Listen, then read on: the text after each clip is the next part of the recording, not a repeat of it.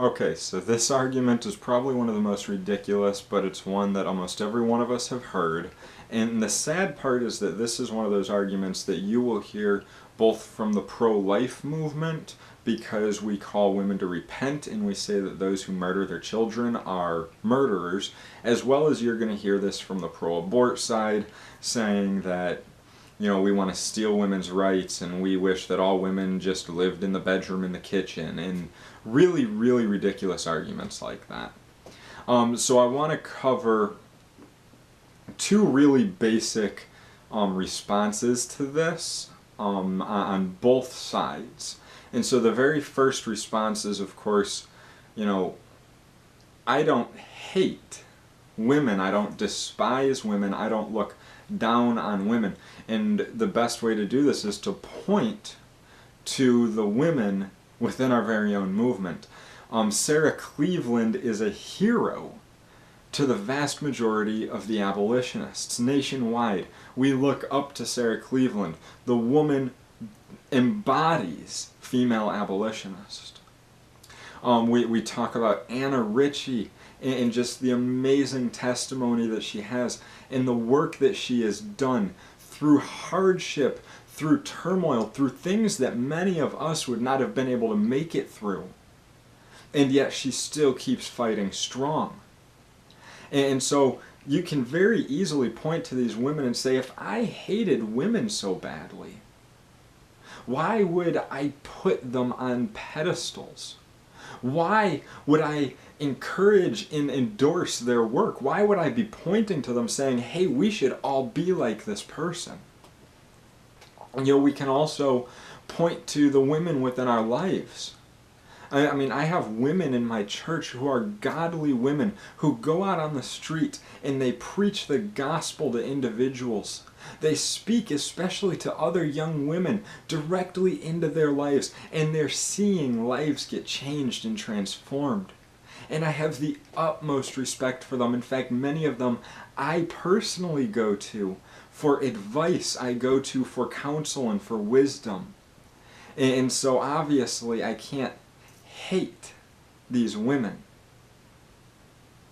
Now, the second argument goes into a little more detail, and it's more for something like on the streets, things like that. When you're talking to random strangers who don't know about the abolitionist movement, or just don't have a firm grasp on that. And that's really just covering the idea of basic womanhood. I don't hate women because I don't want them to murder their own children. I love women so much so that I will warn the woman, be careful. There's a life inside of you. You will have the stain of blood on your heart for all eternity. I don't call a woman a murderer because I hate her. I call her a murderer for two reasons. One, because God calls her a murderer and He is my ultimate authority. And two, because before she can repent and be free of the sin and the stain that is on her life, she has to know and acknowledge what she truly is, and that is a murderer. See, my pastor talked about this at one point, and he said that he knew of women in the church who had had abortions previously, and they had come to him and they had repented, and they had been counseled on how to get through things and how to find grace and forgiveness in these. And he said the amazing thing is that all these women, they know that they're murderers. He has made it very clear, he does not beat around the bush, that they have murdered their own child. But the good news is that while they are murderers, Jesus died because He loved murderers. And so we say this so that they can see that there is grace and forgiveness for them. We tell them that they are a murderer because it is the truth, and we are commanded to speak the truth in love. And nobody's out there chanting, "You murderer," and throwing pig blood on women, like the old pro-life movement was known for doing 20 to 30 years ago. No. We don't do that. Instead, We say, ma'am, if you go in those doors, you will become a murderer in the eyes of God. You need to turn, you need to repent, you need to give your life to Christ. This is the same way that I would speak to a man who was on his way into a strip club, and I would say, sir, if you go in those doors, you will be an adulterer at heart, and God will judge you. Turn, repent, and give your life to Christ. This is the same way that I would speak to any sinner. Sir, there is a sin in your life. If you do not repent and come to Christ, you will be judged. Turn from this wickedness. See, I don't hate women. I love them, so much so that I will speak the truth to them. Because God says that that is how I demonstrate love.